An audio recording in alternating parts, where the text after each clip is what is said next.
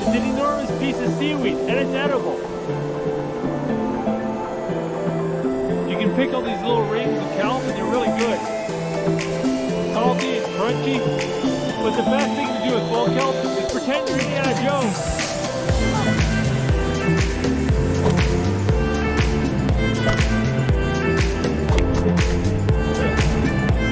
I remember doing that as a kid, smacking myself in the